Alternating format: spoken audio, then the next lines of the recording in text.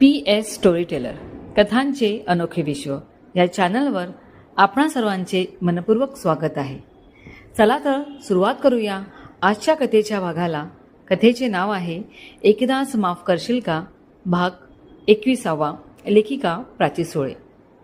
संध्याकाळी 6 वाजता यश अनघा ऑफिसमधून निघाले. ड्रायव्हरने गाडी काढली. यशचं लक्ष अनघाकडे होतं. ती शांत होती. काहीतरी नक्कीच झाले. सकाळी दुपारी नॉर्मल असणारी ही आता एकदम अपसेट वाटते. मगाशी तिचं फोनवरचं तसं वागणं बरोबर वाटत नव्हते. घरी गेल्यावर तिला विचारायला हवं. बघू सांगते का, यश विचार करत होता. ड्रायव्हरने गाडी गेटमधून आत घेतली. पूर्ण प्रवासात अनघा शांतच होती. आर्यन काय बोलला हे आठवून ती घाबरली होती. एकटी असती तर कधीच पोलिसांना बोलावून तिने आर्यनला अटक करवली असती. तेवढी तिची ओळख आहे. पण तो बोलला त्याला सगळं माहितीये. भारतातलं सुद्धा. तिकडे आई बाबा आहेत. त्यांना कसला धोका नको. आणि इथे यश आहेत. त्याचे अजून कोणते साथीदार आहेत माहितीही नाही. कुठे पाळत ठेवून असतील कळणार सुद्धा नाही. 20 मिलियन हवेत त्याला.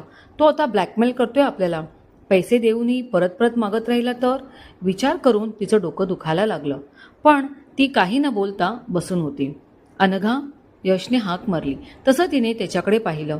शरदला कार पोर्चमध्ये न्यायची आहे, बाहेर ये. तो कधीचा थांबलाय. यश असे म्हणाला तसे तिला ती चूक कळली. सॉरी बोलून ती लगेच बाहेर आली. आत आल्यावर केशवने त्यांना पाणी आणून दिले.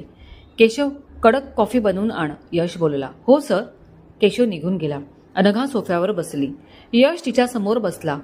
यश समोर बसलेत म्हणजे ते माझा चेहरा ओळखतील. नॉर्मल राहायला हवे, अनघा विचार